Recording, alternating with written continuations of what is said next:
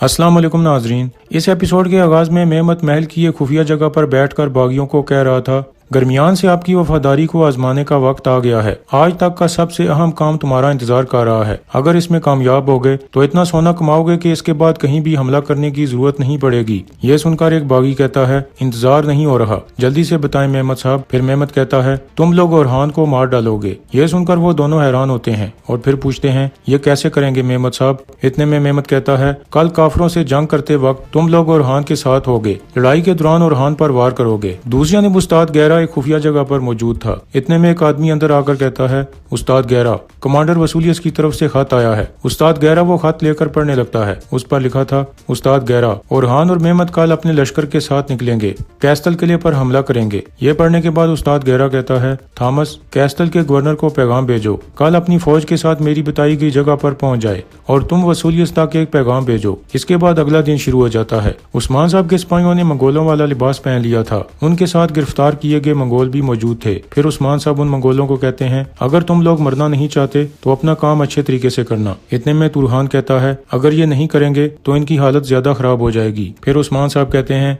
चलो रवाना होते हैं। इसके बाद वो सब घोड़ा गाड़ी पर सवार हो जाते हैं और फिर रवाना हो जाते हैं। दूसरी तरफ यैनी शहर में एक सिपाही भागते हुए अंदर जाने लगता है तो याकूब सरदार का खास सिपाही उसे रोक लेता है और पूछता है, ये खत किसके लिए है। सिपाही कहता है, ओरहान साहब के लिए। तो याकूब सरदार का आदमी कहता है, मुझे दे दो। इतने में वसूलियस वहां आकर कहता है, आओ भाई, तुम्हें ओरहान साहब के पास ले चलूं। लेकिन याकूब सरदार का आदमी उस सिपाही से खत छीन लेता है और कहता है, ये खत अपनी जगह पर पहुंच जाएगा, चलो जाओ यहाँ से। यह सुनकर वो दोनों चले जाते हैं। इसके बाद याकूब सरदार का आदमी वो खत खोलकर पढ़ने लगता है। कुछ ही देर में ओरहान और मेमत अपने अपने लश्कर के साथ सराय महल के सहन में पहुंच जाते हैं। इतने में याकूब सरदार भी बाहर आ जाता है तो वो आदमी खत याकूब सरदार को दे देता है। याकूब सरदार वो खत पढ़ने लगता है और फिर हल्का सा मुस्कुराता है। इसके बाद वो आगे आकर कहता है, अल्लाह का शुक्र है कि इस तरह की अहम मालूमात की वजह से हम खाली हाथ नहीं लौटेंगे। गवर्नर की फौज ने कैस्टल किले के करीब अपने लश्कर का पड़ाव डाला है। वो ऐसा करें। अल्लाह का शुक्र है कि हम उन पर हमला करने की ताकत रखते हैं। मेरे बहादुरों, फतवात हासिल करो,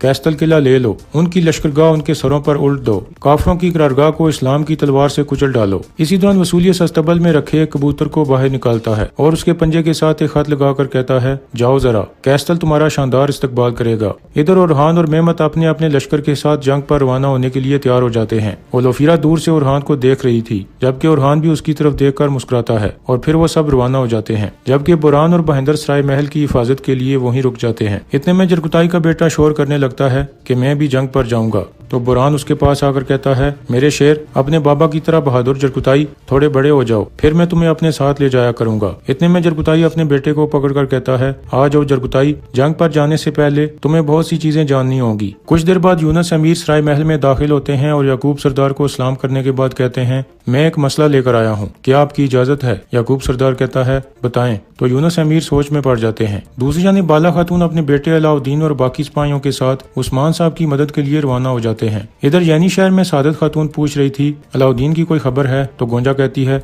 नहीं वालदा, अगर कहें तो मैं सोगोत चली जाऊं। सादत खातून कहती है, नहीं, इसकी जरूरत नहीं है। इतने में उलगिन खातून कहती है, सादत खातून, सरदारान के लिए बनवाए गए पकवान तैयार हैं, आप चखना चाहेंगी। सादत कहती है, मुझे अपना काम बखूबी निभाने वाले लोग पसंद हैं उलगिन, माशाल्लाह, किसी चीज की कमी नहीं है। इतने में ओलोफिरा बाहर आती है तो उसकी आंखों में आंसू देखकर सादत खातून उसके पास आ जाती है और कहती है, अपने आप पर जुल्म मत करो। और हाँ ठीक है, लेकिन उसकी माँ अच्छी नहीं है। मैंने बहुत कुछ किया लेकिन मालहुन की नजर में अच्छी नहीं बन पाई। यह सुनकर ओलोफिरा कहती है, मगर मैंने तो आपको उन्हें अपनी तरफ रागिब करते हुए नहीं देखा। इतने में गोंजा कहती है, वालिदा के इतना सब कुछ करने के बाद भी वो ऐसी ही है, क्या करें। फिर सादत खातून कहती है, मालहुन सख्त औरत है, मगरूर है, तुमने तो सुना होगा, उस्मान सरदार ने याकूब साहब की बैत की लेकिन मालहुन इसे कबूल नहीं कर पाई। फिर ओलोफिरा कहती है, अगर मैं खुद को उनकी जगह पर रखूं तो मेरा गुरूर भी इस बात की इजाजत नहीं देता। फिर सादत खातून कहती है, देखो तुम खुद को उसकी जगह पर रख कर उदास हो रही हो, उसने तुम्हारे लिए क्या किया। सुना है कि उसने तुम्हारे साथ खादमाओं से भी बदतर सलूक किया, इसीलिए तुम फौरन यहाँ से चली जाओ। ओलोफिरा कहती है, हाँ, मालहुन खातून मुझे ज्यादा पसंद नहीं करती। फिर सादत खातून कहती है,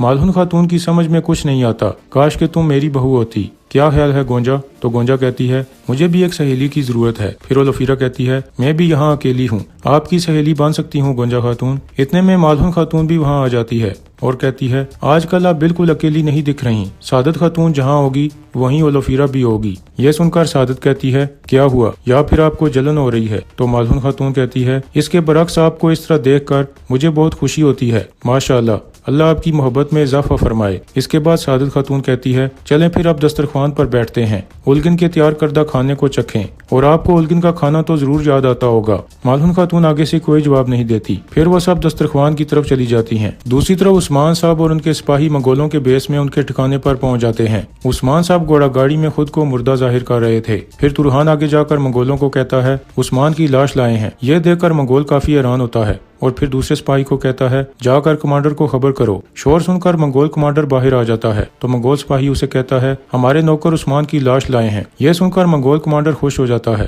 اور پھر گھوڑا گاڑی کی طرف بڑھنے لگتا ہے۔ اس طرح وہ عثمان صاحب کے بالکل قریب آ جاتا ہے اور کہتا ہے اپنی مرضی کرنے والا اپنا سر کھو دیتا ہے عثمان، میرے آقا اس چرواہے کی لاش دیکھ کر بہت خوش ہوں گے۔ اتنے میں عثمان صاحب حرکت میں آ جاتے ہیں اور اس کی گردن میں خنجر گھونپ کر کہتے ہیں ترکوں کے لیے کفن سینے والوں کی قبر ہمیشہ تیار رہتی ہے۔ اس طرح عثمان صاحب اس منگول کمانڈر کا خاتمہ کر دیتے ہیں اور پھر اپنے سپاہیوں کو حملہ کرنے کا حکم دے دیتے ہیں اور پھر جنگ شروع ہو جاتی ہے۔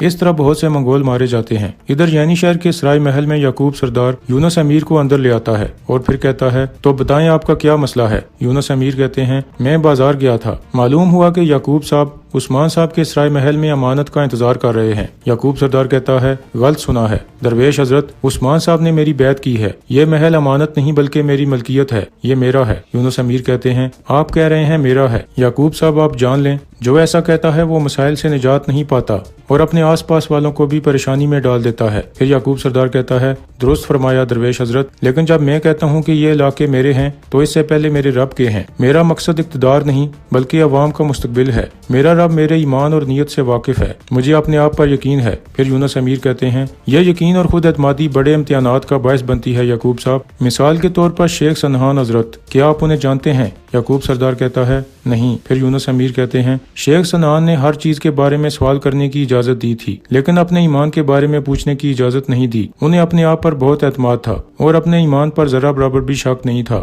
کہتے تھے کہ میں اللہ کے سوا کسی چیز کے آگے سر نہیں جھکاؤں گا۔ وقت گزرتا گیا اور انہیں ایک پادری کی بیٹی سے پیار ہو گیا، وہ اس سے شادی کرنا چاہتے تھے۔ پادری نے کہا اگر تم میرے خنزیر چراؤ تو اس کے بدلے شادی کی اجازت دوں گا۔ شیخ سنہان کا دل محبت سے لبریز تھا، انہوں نے ٹال مٹول نہیں کی اور قبول کر لیا اور پھر شادی کر لی۔ اس کے بعد جب شیخ سنہان خنزیر چرا رہے تھے تو خنزیر کے وزنی بچے کو کندھے پر اٹھانے کی وجہ سے ان کا سر نیچے جھک گیا تو یعقوب صاحب یہ شیخ سنہان کی روح تک کو بھی محسوس نہیں ہوا جو کہتے تھے کہ میں اللہ کے علاوہ کسی چیز کے آگے سر نہیں جھکاتا، مگر ان کا اپنے ایمان پر یقین انہیں تکبر کی سیڑھیوں تک لے گیا۔ اللہ تعالیٰ نے اس دعوے کی وجہ سے انہیں آزمایا اور وہ آزمائش میں ناکام ہو گئے۔ اب اگر آپ پوچھتے ہیں کہ اس آزمائش میں کیسے کامیاب ہوں تو آپ جو کچھ کرتے ہیں اس میں اپنے آپ کو پرکھ کر اللہ تعالیٰ کے غضب اور اس کی رحمت کی امید کے ذریعے اور خود پر یقین کی کمی کے ذریعے کامیاب ہو سکتے ہیں، کیونکہ خود اعتمادی تکبر کی علامت ہے۔ یہ سن کر یعقوب سردار کہتا ہے آپ نے مجھے یہ کیوں بتایا شیخ حضرت، کیا مجھ میں بھی تکبر ہے؟ یونس امیر کہتے ہیں یہ میں نہیں جانتا، یعقوب صاحب اپنے نفس کو خود پرکھیں۔ پھر یعقوب سردار کھڑا ہو کر کہتا ہے اللہ رب العزت کا شکر ہے کہ میرے دل میں ذرا برابر بھی تکبر نہیں ہے، لیکن آپ کی زبان سلامت رہے۔ اتنی اچھی طرح بیان کیا کہ میں ڈر گیا، میں یہ سوچنے پر مجبور ہو گیا کہ کیا مجھ میں بھی تکبر ہے۔ یونس امیر کہتے ہیں ڈر اچھا ہے یعقوب صاحب، یقیناً ڈریں، تکبر سے ڈریں تاکہ آپ کا دل ذرا برابر بھی تکبر سے آلودہ نہ ہو، سلامت رہیں۔ یہ کہہ کر یونس امیر وہاں سے چلے جاتے ہیں۔